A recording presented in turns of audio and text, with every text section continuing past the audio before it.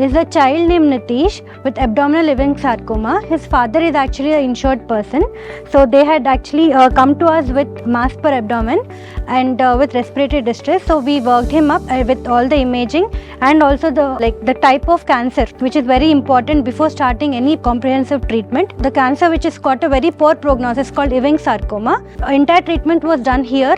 We have evaluated him with all the necessary imaging and the histopathological diagnosis with immunohistochemistry, which is done in our own hospital.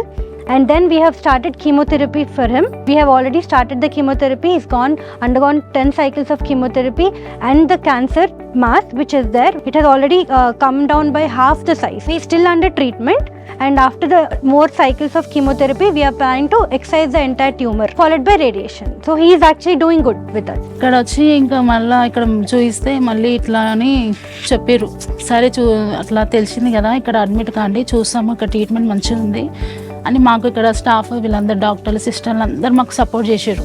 ఏం కాదు, ఇక్కడ చాలామందికి treatment అయింది, ఏం problem లేదు, చాలామంది మంచిగా అయ్యారు అని ఇక్కడ మాకు డాక్టర్స్ చాలామంది చెప్పారు మాకు కూడా. సో ఇంకా మేము ఇక్కడ సరే ఇక్కడ చూద్దామని ఇంకా మళ్ళీ ఎక్కడెక్కడ ఏం తిరగలేము, ఒకదైనా చూద్దామని ఇక్కడ చూయించినాము. ఇంకా మార్చ్ 1 అడ్మిట్ అయినాం ఇక్కడ. అప్పుడే కీమో స్టార్ట్ చేసాడు. బయాప్సీలో తెలిసింది వీడికి క్యాన్సర్ అని తెలిసింది, ఈవింగ్ సార్కోమా అని తెలిసింది. ఇంకా మాకైతే కాల్చేలు ఆడలేదు. మా ఇందుకు చాలా ఏడ్చేసిన, నేనైతే చాలా సీరియస్ ఉండే మా బాబు.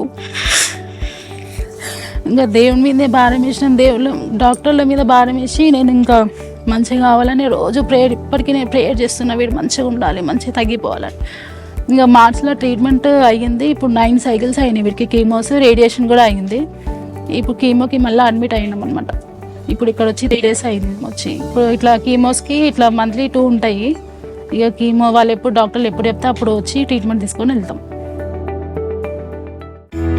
Joining ESI scheme just got more rewarding.